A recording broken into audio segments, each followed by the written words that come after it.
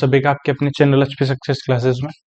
दोस्तों आज अपन पढ़ने जा रहे हैं 5 जनवरी का करंट अफेयर और इसकी पीडीएफ मैं अभी सेंड कर देता हूँ Telegram channel HP success classes में आपको मिलेगी। ठीक है, तो जो भी लोग नहीं जुड़े हो प्लीज़ वीडियो को लाइक करो यार और कमेंट करना आपको क्लासेस कैसी लगी। पूरी वीडियो देखना, काफ़ी इंटरेस्टिंग सेशन रहेगा पूरा। ठीक है, तो आज की क्लास को स्टार्ट करते हैं। यार देखो, मैं बहुत सारा ट्राई करता हूँ रेगुलर रहने का, बट नहीं हो पा रहा है। बट 1 फरवरी से मैं ट्राई करूँगा कि आपको मॉर्निंग में 1 फरवरी की क्लास मतलब डेली क्लास मिले और पेंडिंग अपन इस टाइप से करते रहेंगे धीरे धीरे। ठीक है, बट कंटिन्यू डेली वाली क्लास अपन 1 तारीख से कंटिन्यू करेंगे सुबह सुबह। ठीक है, तो सेशन को स्टार्ट करें और टेलीग्राम चैनल ज्वाइन कर लो यार एक बार। तो पहला क्वेश्चन, अभी Chennai based wed tech company है मैट्रीमोनी.com। मैट्रीमोनी के अभी रिसेंटली ब्रांड एम्बेसडर किसको बनाया है, क्वेश्चन हम यही पूछा है। तो उनके ब्रांड एम्बेसडर बने हैं अभी अनिल कपूर। ठीक है, mister Lakhan, my name is Lakhan, Anil Kapoor बने हैं मैट्रीमोनी के ब्रांड एम्बेसडर। पंकज त्रिपाठी को अरुणाचल प्रदेश ने ब्रांड एम्बेसडर बनाया है। अरुणाचल प्रदेश में किसका बनाया है? रंग महोत्सव है अरुणाचल प्रदेश में, रंग महोत्सव, उसके ब्रांड एम्बेसडर बनाए हैं अभी। उसके अलावा सलमान खान और टाइगर श्रॉफ भी न्यूज में थे। सलमान खान एंड टाइगर श्रॉफ, इन दोनों को किसका बनाया है? इन दोनों को ब्रांड एम्बेसडर बनाया है खो खो वर्ल्ड कप जो अभी इंडिया में हुआ है। खो खो वर्ल्ड कप जो 2025 में हुआ है, जनवरी में हुआ, उनके ब्रांड एम्बेसडर है। उसके अलावा कमेंट सेक्शन में बताना खो खो वर्ल्ड कप का जो मेंस वाला टाइटल है और वुमेन्स वाला किसने जीता है, कौन सी टीम को हराया है। उसके अलावा अभी रिसेंटली UIDAI के जो नए CEO बने 1 जनवरी से, उनका नाम है भुवनेश कुमार। भुवनेश कुमार। आगे चले, क्वेश्चन नंबर 2 में बोला है RBI has laid down certain broad principle for lender relating to their participation in government debt relief scheme. In respect of relief measure, any dues pending respect receipt from government for more than 90 days will attract specific provisioning of what percent. तो मैं समझाता हूँ question क्या है। मान लो बहुत बार आपने सुना होगा कि गवर्नमेंट बोलती है कि हमने किसानों का इतना लोन माफ कर दिया, वो माफ कर देते हैं तो पब्लिक सेक्टर बैंक के पास कैसे आएगा? पब्लिक सेक्टर बैंक को कहीं से तो पैसा लेना पड़ेगा। ठीक है, तो इसके लिए ही आरबीआई ने गाइडलाइन दी है कि मान लो अगर गवर्नमेंट ने बोला है कि रिलीफ दे दी और अगर 90 डेज तक कोई भी ड्यू जो पेंडिंग है गवर्नमेंट से नहीं आता है 90 डेज तक, तो आरबीआई ने बोला है पब्लिक सेक्टर बैंक को प्रोविजनिंग करनी होगी 100%। प्रोविजनिंग क्या है ये आपको अलग से समझना पड़ेगा। प्रोविजनिंग ये है कि आपका जो प्रॉफिट हो रहा है, बैंक को जो प्रॉफिट हो रहा है, प्रॉफिट में से कुछ पार्ट जो आपका एनपीए हुए हैं, जो खराब लोन हुए हैं, उनको आपको बैलेंस शीट में उनको सही करने के लिए जो पैसा आपको साइड में रखना पड़ता है वो ही प्रोविजनिंग है। ठीक है, समझ में आया होगा आई होप। नेक्स्ट, इसी के अंदर हम देखते हैं कि अभी गवर्नमेंट ने डिक्लेयर किया कि 16 जनवरी को जिस दिन नेशनल स्टार्टअप डे भी मनाया जाता है, उसी दिन लोकपाल डे मनाया जाएगा। लोकपाल डे, एक सेकंड, रिकॉर्डिंग प्रॉपर है या नहीं है? प्रॉपर चल रही है। ठीक है, और लोकपाल के अभी करंट चेयरमैन कौन है? तो वो है AM Khanwilkar. AM Khanwilkar. Okay, और अभी रिसेंटली मिनिस्ट्री ऑफ डिफेंस ने डिक्लेयर किया है कि 2025 को मनाया जाएगा as a year of reforms.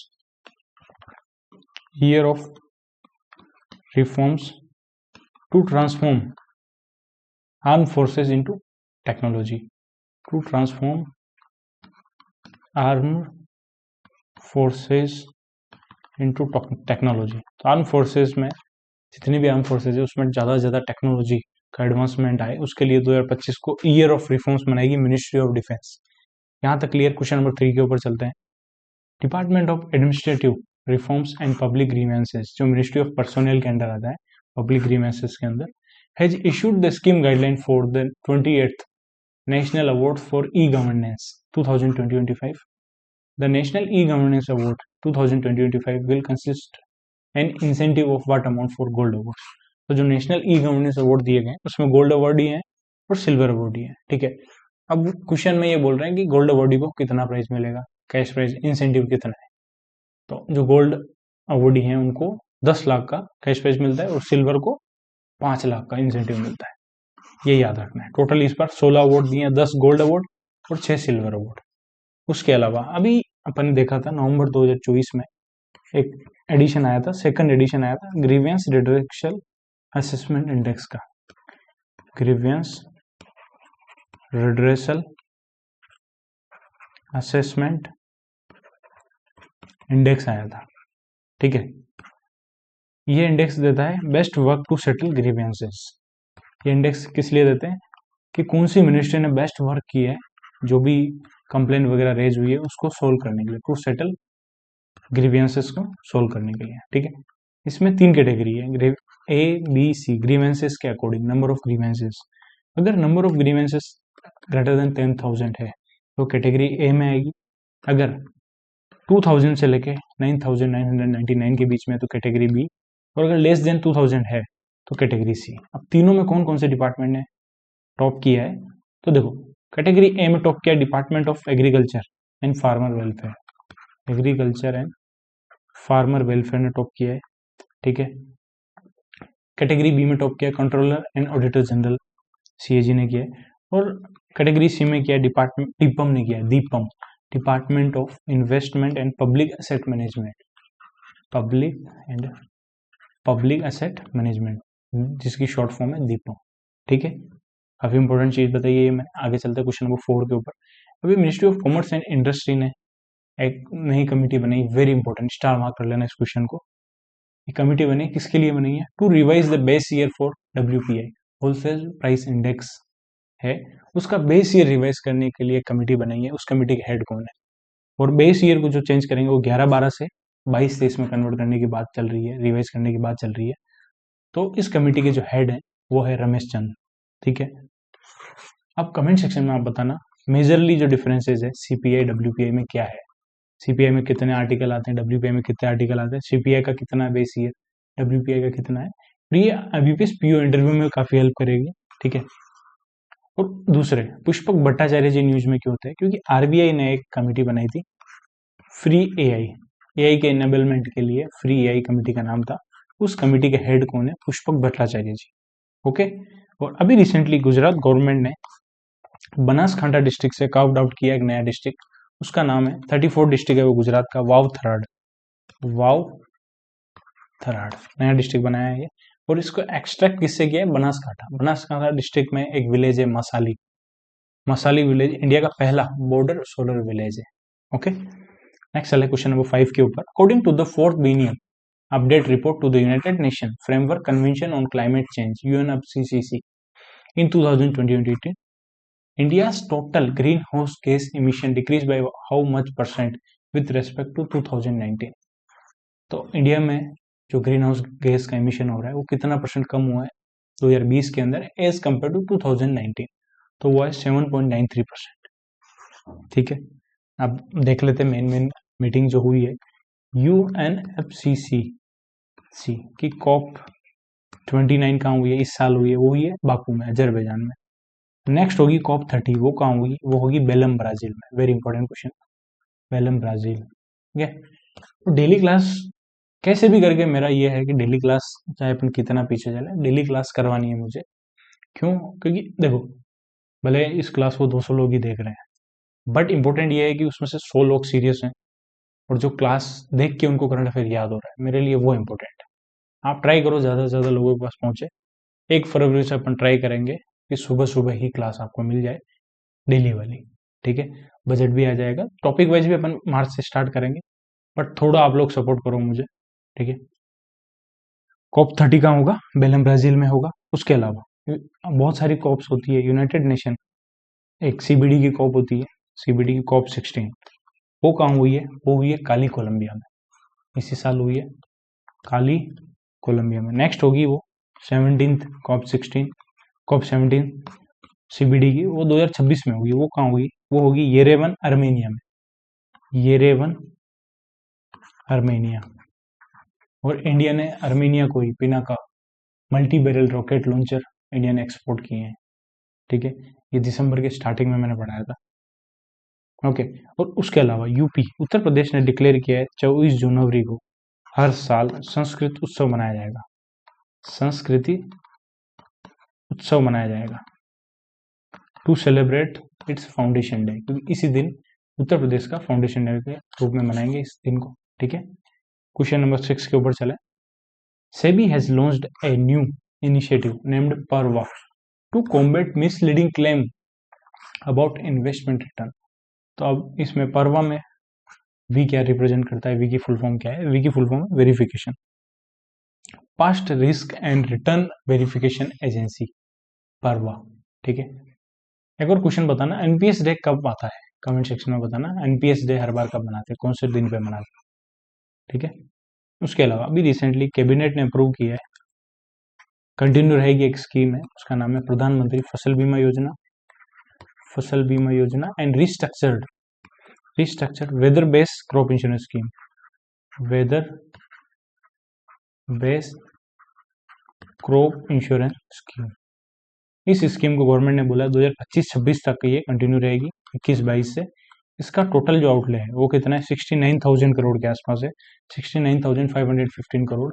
प्रधानमंत्री फसल बीमा योजना में खरीफ क्रॉप के लिए प्रीमियम 2%, रबी के लिए 1.5% और हॉर्टिकल्चर क्रॉप्स उनके लिए 5% है। ठीक है, उसके अलावा अभी गवर्नमेंट ने इन्हीं स्कीम के लिए जो क्लेम सेटलमेंट में ट्रांसपेरेंसी लाने के लिए एक नया फंड बनाया है, फीएट फंड बनाया है। ठीक है, उसका टोटल आउटले कितना रखा है? फीएट फंड का टोटल आउटले रखा है 824.77 करोड़। ठीक है, और ये फीएट जो फंड है ये यूज होगा यस टैग गवर्नमेंट स्कीम में, यस टैग विंड्स इन स्कीम में यूज होगा। ठीक है, आगे चले क्वेश्चन नंबर 7 के ऊपर। Adani ports and special economic zone limited has placed an order for 8 harbour tugs to be constructed by Cochin shipyard limited in a deal worth what amount? तो कितने अमाउंट की डील की है अडानी पोर्ट ने 8 हार्बर टग बनाने के लिए? किसके साथ की है? Cochin shipyard limited. तो वो डील की है 450 करोड़ की, 450 करोड़ रुपीज की। ठीक है, अभी मिनिस्ट्री ऑफ जल शक्ति ने एक रिपोर्ट दी थी, dynamic ground water resource assessment report, ground water resource assessment report दी है। ठीक है, उस रिपोर्ट में ये बताया total annual ground water recharge कितना है, एनुअल ग्राउंड वाटर रिचार्ज कितना है? वो है 446.90 billion cubic metre, BCM.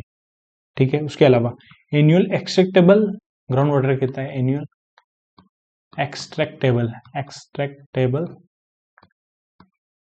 Ground water resource वो कितना है? 406.19 बिलियन क्यूबिक मीटर।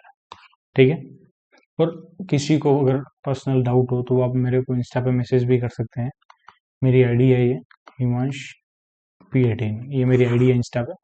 यहाँ पे अगर आपको डाउट हो तो मेरे से डायरेक्ट कांटेक्ट कर सकते हो आप लोग। आगे चले क्वेश्चन नंबर 8 के ऊपर। Who will be recently conferred with the Gangadhar national award for poetry 2023? तो गंगाधर नेशनल अवार्ड किसको मिला है अभी? वो मिला है प्रतिभा सतपथी को। ठीक है, जो गंगाधर नेशनल अवार्ड है ये लिटरेचर के फील्ड में दिया जाता है for poetry by Sambalpur university के द्वारा। ठीक है, और गंगाधर मेहर के नाम पर रखा है इस अवार्ड का। और पहला 1991 में अली सरदार जाफरी को मिला है। इसमें कैश प्राइज इंपॉर्टेंट है, कैश प्राइज कितना है? 1 लाख रुपए। देखो अपन ने पढ़ा था जीसीबी प्राइज फॉर लिटरेचर किसको मिला था? उपमन्यु चटर्जी को। ठीक है, लोरेंजो फॉर सर्चेज कुछ करके था उसके लिए मिला था। ठीक है, उसमें कैश प्राइज कितना था? उसमें कैश प्राइज था 25 लाख। ठीक है, साहित्य अकेडमी अवार्ड अपन ने पढ़ा था अभी, साहित्य अकेडमी अवार्ड 21 इंडियन लैंग्वेज में दिया जाएगा। ठीक है, साहित्य अकेडमी अवार्ड में कैश प्राइज कितना है? मात्र 1 लाख रुपए। उसके अलावा अभी अपन ने पढ़ा था 34th व्यास सम्मान, वो किसको मिला है? वो मिला है सूर्यबाला, जो यूपी से हैं। सूर्यबाला किसके लिए मिला है? कौन देशनो वासी वेणु की डायरी के लिए मिला है। 1991 में के बिरला फाउंडेशन ने स्टार्ट किया, उसमें कैश प्राइस 4 लाख रुपए। कैश प्राइस से क्वेश्चन डेफिनेटली आता है, आपको पता है एग्जाम में। ठीक है, आगे चलें अपन नेक्स्ट क्वेश्चन नंबर 9 के ऊपर। डॉक्टर सी श्रीनिवास राव को भी डायरेक्टर जनरल बनाए कौन सी ऑर्गेनाइजेशन का? तो वो बनाया IARI, Indian agriculture research institute, जो दिल्ली के अंदर है। ठीक है, according to the NIRF ranking it is the number 1 agriculture institute of India. ठीक है, और ये रिप्लेस करेंगे EK सिंह। इंडिया का नंबर 1 एग्रीकल्चर इंस्टीट्यूट कौन सा? IARI, जो न्यू दिल्ली में है। ठीक है। अभी उत्तराखंड फॉरेस्ट डिपार्टमेंट ने डिक्लेयर किया है, ये डेवलप करने वाले हैं, developed an ethno botanical garden Mahabharat Vatika, जिसका नाम है Mahabharat Vatika, at which place, at Haldwani, एक सेकेंड, एट हल्द्वानी, ठीक है। उत्तराखंड में 38 नेशनल गेम्स होने जा रहे हैं, जिसका मैस्कॉट है मोली। मोली जो है स्टेट बर्ड है उत्तराखंड का, ठीक है। मोनाल जो स्टेट बर्ड है उसी से इंस्पायर्ड होकर इसका नाम रखा है मोली, ठीक है। आगे चले क्वेश्चन नंबर 10 के ऊपर। वर्ल्ड ब्रेल डे हर बार कब मनाया जाता है? ये मनाते हैं 4 जनवरी, ठीक है। ब्रेल लिपि होती है, आप लोगों को पता है, ओके। उसके अलावा इंडिया में एयर इंडिया फर्स्ट है इंडिया में जो ऑफर कर रही है वाईफाई ऑन फ्लाइट, ये वाईफाई प्रोवाइड करेगी फ्लाइट के ऊपर, ठीक है। क्वेश्चन नंबर 11 के ऊपर चलते हैं। Which state has become the first to incorporate the green GDP model into its economic framework? Green GDP model into economic framework में इनकॉर्पोरेट करने वाला पहला स्टेट है छत्तीसगढ़। कौन सा है? छत्तीसगढ़, ठीक है। और अभी अपन ने पढ़ा था इलेक्शन कमीशन ऑफ इंडिया ने डिक्लेयर किया है हाईएस्ट जो वोटर का टर्नआउट है वो कौन सी असेंबली में है, वोटर टर्नआउट वो है 92.3% हुआ है। वो कहाँ हुआ है?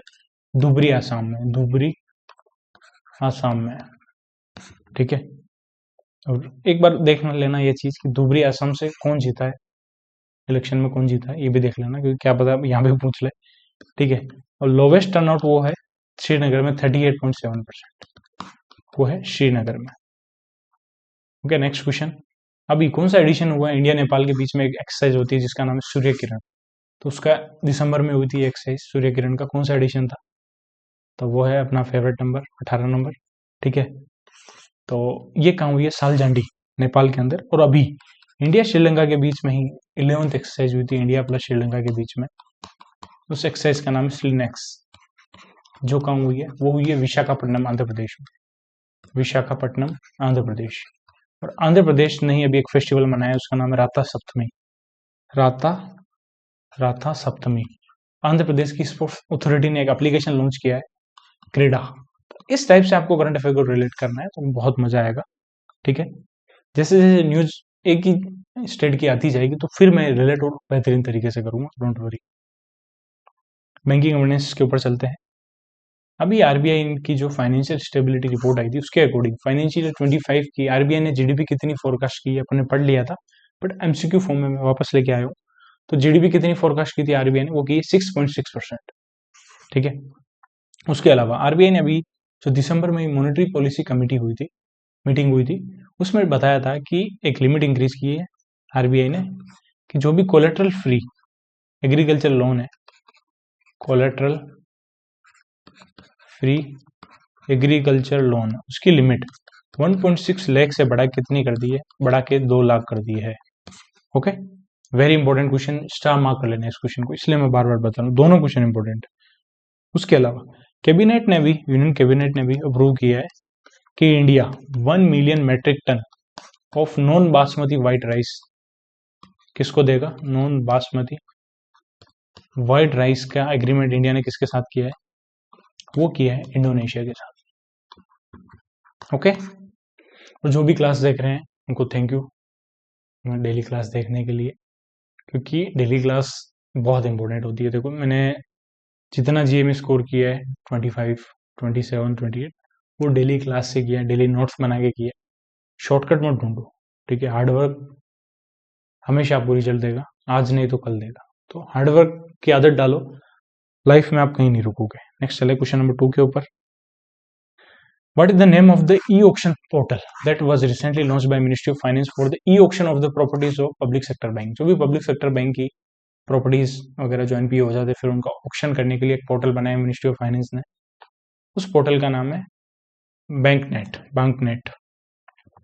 इसकी फुल फॉर्म है बैंक एसेट ऑक्शन नेटवर्क, ठीक है।